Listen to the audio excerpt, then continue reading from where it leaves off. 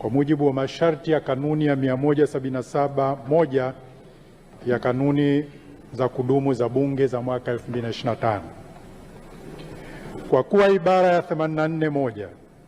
ya Katiba ya Jamhuri ya Muungano wa Tanzania ya mwaka 1977